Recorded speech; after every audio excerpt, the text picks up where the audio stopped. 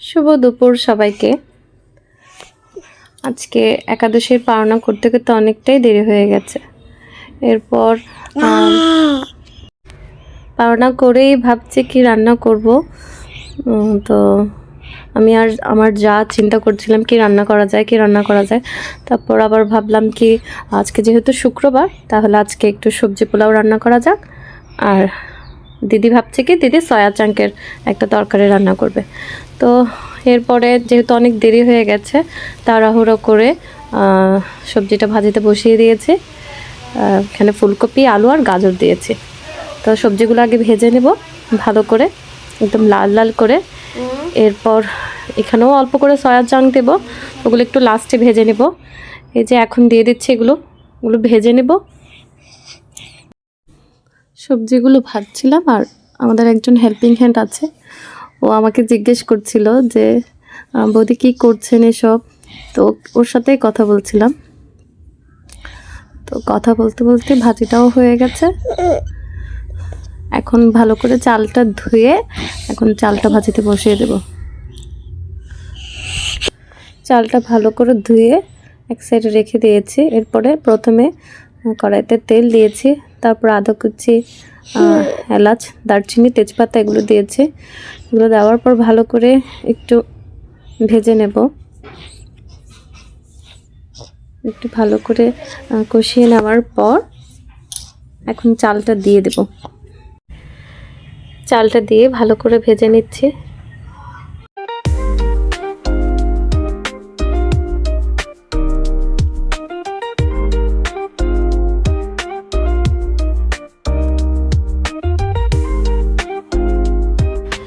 ভাজাটা শেষ, এখন পরিমাণ মতো জল দিয়ে দিচ্ছি। আমি যেহেতু 4 পট চাল নিয়েছি, সেক্ষেত্রে আমি 8 পট পানি দিয়েছি। এরপরে একটু করে দুধ পাউডার দিয়েছি।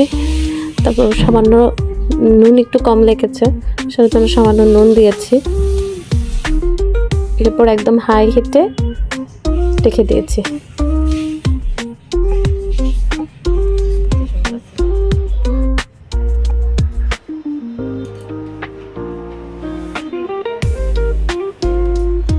এরপর ঢাকনা খুলে দেখি পানি অনেকটাই শুকিয়ে গেছে।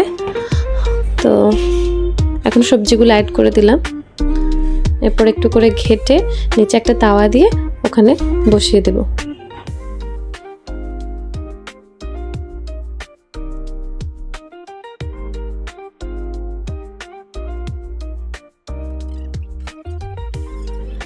এরপর সামান্য কাঁচা লঙ্কা আর কিশমিশ আর একটু ঘি দিলাম। এরপর সামান্য গরম মশলা গুঁড়ো আর ধনেপাতা দিয়ে নামিয়ে নিলাম।